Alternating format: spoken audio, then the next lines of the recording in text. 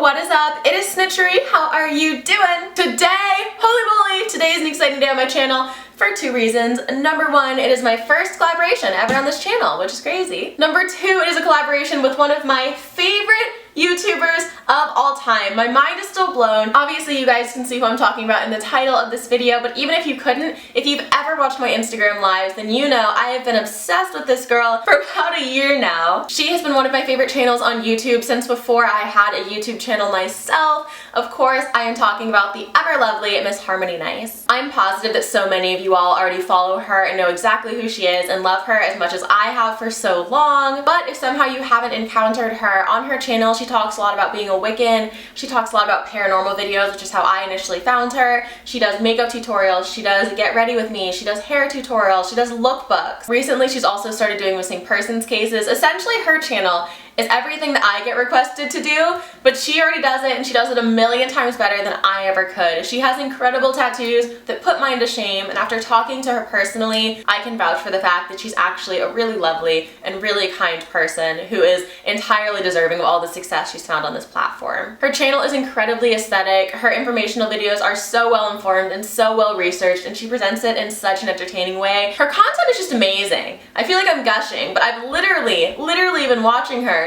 for a year now, and she's genuinely one of maybe 5 creators. I'd say like 3 that I actually check for and search every day to make sure I'm not missing her videos. She is also doing a get ready with me on her channel, so I'll leave the link to that as well as her channel down below. Please check her out, guys. She is incredible, such a cool creator, and such a cool girl. So without further ado, I'm gonna move the camera around a little bit so you can see my face a little bit better, and we'll get into this get ready with me Q&A. I am such a sleepy little bug today. My brother is visiting me in New York, which is amazing. I love having him here. He's been whisked off to a tattoo appointment. Like I said in the intro, today I'm going to be doing a get ready with me as well as a Q&A. So I do have my phone here. I'm going to be reading the questions you guys left me on Instagram and my DMs, as well as doing my makeup. Now, as always, I'll be putting the makeup I use in the description of this video so that you guys can kind of follow along. I usually forget to talk about the makeup when I'm actually talking to you. Other than that, let's get into this video. I haven't actually checked my DMs yet, but I said for you guys to leave me juicy questions, so Lord only knows what's like waiting in there. I'm going to try to be answering questions that I haven't answered before, because I have done, I'm going to say 1 general Q&A and then maybe 1 Q&A about tattoos, so not too many, but I feel like I've answered a lot of like the general stuff, so I want to be getting into the juicy shit. So Sarah N. McLeod, sorry, asked, what's it like living in New York? Ups and downs, the real shit you experience. So honestly, I feel like once you live in New York, it would be near impossible to live somewhere else and be like satisfied and be happy. I grew up in the suburbs and I knew I always wanted to move to New York City as sort of like an end goal. And now that I'm here, I genuinely can't imagine not having all the convenience. Like I say all the time, it's so invaluable to me, especially as a non-driver, to be able to like walk to a corner store and get whatever I need, or walk to a Walgreens, being within subway distance of all the major like concert venues and stuff like that. Like there's never going to be anything that's happening that's not going to happen in New York. Do you know what I mean? New York is going to have all the festivals, all the concerts, all the events, and stuff like that is important to me as someone who gets bored really often. And then also, of course, there's the fact that everything is so expensive. My rent here in Brooklyn isn't as expensive as my rent in Manhattan, but compared to literally anywhere else other than maybe like London, Tokyo, LA, I think those are the other big ones, Hong Kong maybe, this is such an expensive place to live. Like pretty much anywhere else in the US, you're gonna get a much better rate for where you're gonna be living and for food and stuff like that, so that sucks. Fun W. Claudes asked, who was your first love? I've actually never had a boyfriend, so that means I've never been in love before. I've never even had a situationship that lasted longer than,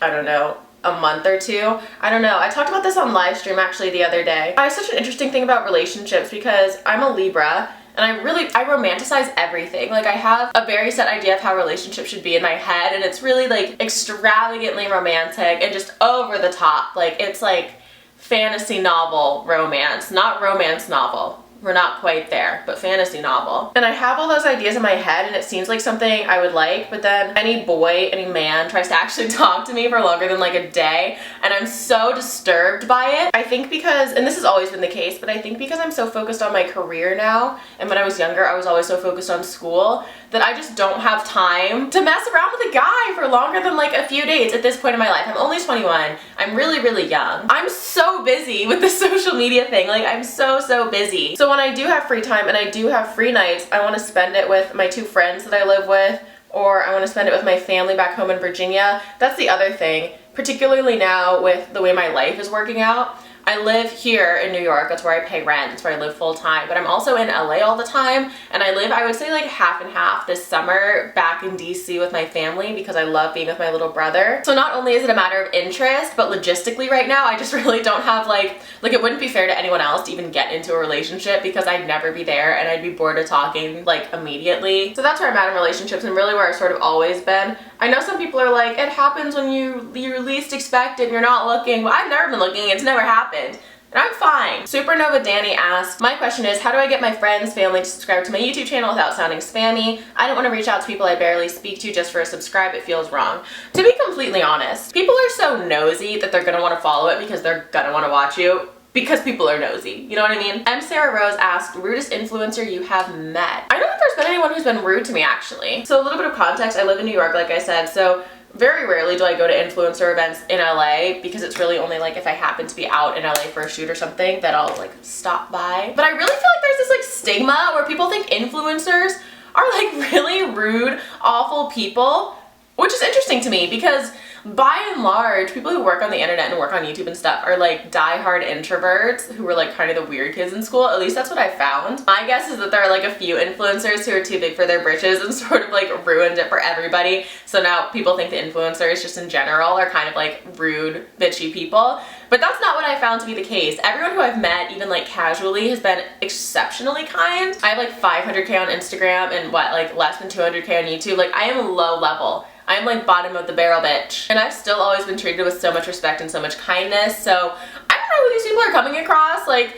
I don't know who's coming at each other sideways. That's not something I've ever experienced. I don't know. Like I said, I don't enter that world very often. ASMAB96, I'm so sorry. Asked, I might move out soon. How do you combat homesickness and loneliness when you move out for the first time?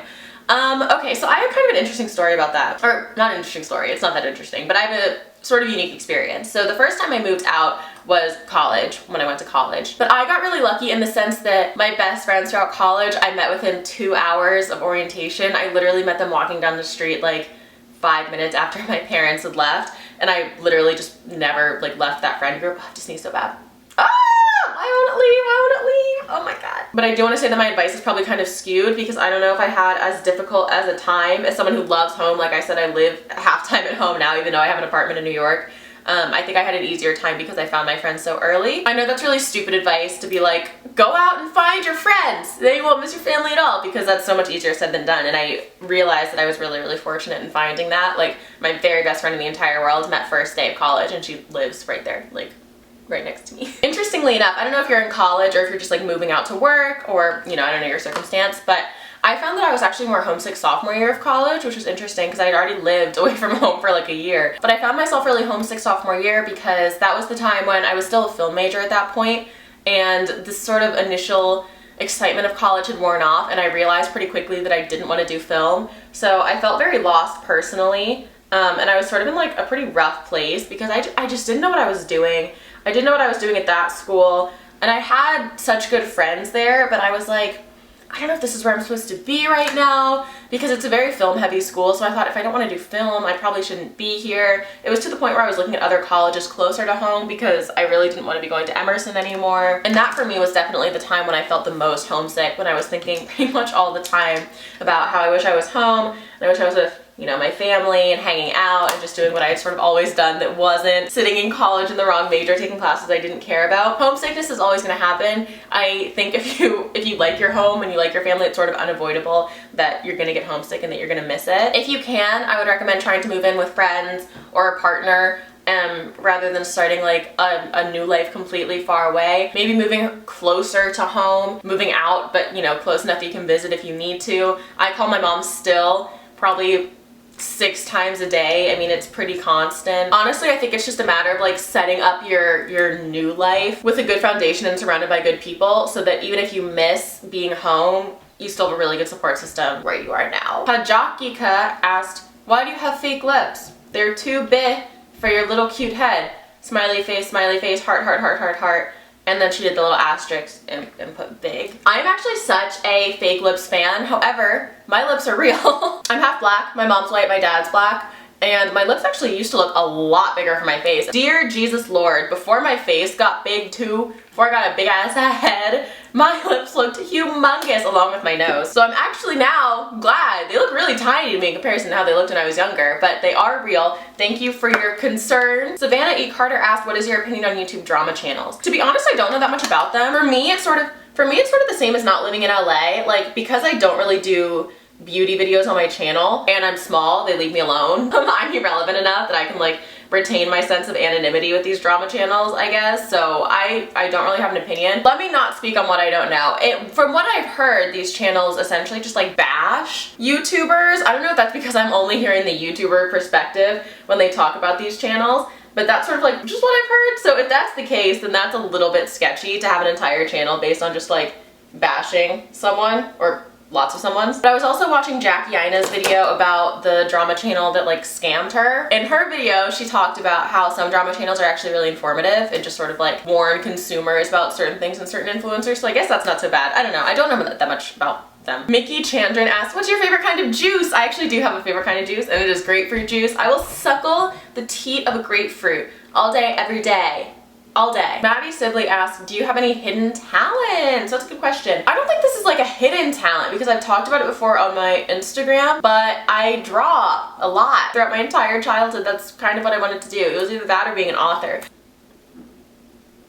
Basically, Jen asked, question, do you use Facetune or edit yourself in photos? If so, where and why? What is your view around people editing the way they look online? Hashtag juicy. I don't know if my answer is that juicy. I do use Facetune. Facetune has saved my life, my editing life, because I have Photoshop, but I'm not so good at it. So in all my pictures where you see my wig matching the background, that's all Facetune. I literally just color in the background. And then in terms of my face, usually what I'll do is like lift my chin a tiny bit. And that's like sort of the facial editing I do because I got a fat chin, I feel like. I got jowls, so I always make those a little bit thinner. And then also exclusively in pictures where I don't have lashes on, I don't edit my eye size when I have lashes on because they look normal. But when I don't have lashes on, I have little beady rat eyes, so I always make them a little bit bigger to match what they look like with lashes. And of course, because I also edit, I don't judge people who do edit. I know a lot of people have issues with people smoothing their skin, which is not something I really have to do. Here's the real tea. It is near impossible to get reposted by brands without flawless skin. And it sucks. It's so not inclusive. It literally makes absolutely no sense because,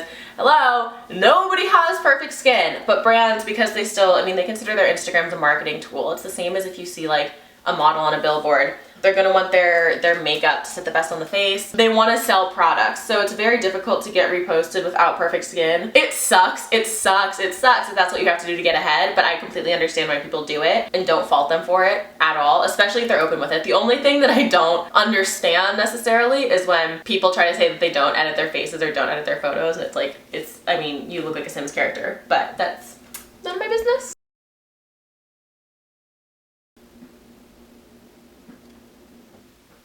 Alana Yang asked, most embarrassing thing you've done that's actually worked to get with somebody. So here's the thing about me and boys. I am very forward. I'm not afraid to be embarrassed or rejected or anything like that, which also, I might get hate for this too, but it's never happened. I've never been rejected before. In college, if I wanted to like talk to a guy or if I thought a guy was cute, I would just message him. I'm more afraid of like being found out by doing sneaky snake maneuvers than by somebody just being like, I'm not interested or I have a girlfriend or something like that. At the very least, if they're not interested, you wasted literally 0 time. I think I'm gonna try this lipstick. I've never tried it before. It's the Blotted lip from Colourpop. This one is Party Wave. S. Murph asked, question, what is your biggest goal in life? Love you, by the way. Love you too, girl. I don't think I have like, oh, this is pretty. Yo. Oh my god, this is pretty. I don't know if I have one goal in life necessarily. I have like a series of smaller goals. I want to take my family to Disney World really bad. I want to live in Japan for a period of time, like at least a couple months. One of my absolute biggest goals in life that I sort of touched on earlier that might actually be my biggest goal is to write a book. I want to write a book so badly, and I have so many ideas, and I've started so many books already, but I want to be published. I'm gonna say that's my biggest goal, actually, to be published one day, because I did want to be an author from 2nd grade until early senior year in high school. So I think those are gonna be all the questions I'm answering today. Harmony, thank you so much again for collaborating with me. My mind is still absolutely blown. Guys, if somehow you haven't managed to go and watch her content before, please check her out. Link will be in the description to her video and to her channel as well. And thank you guys for being my friends today and always. I will see you guys in the next one. Mwah. Bye guys.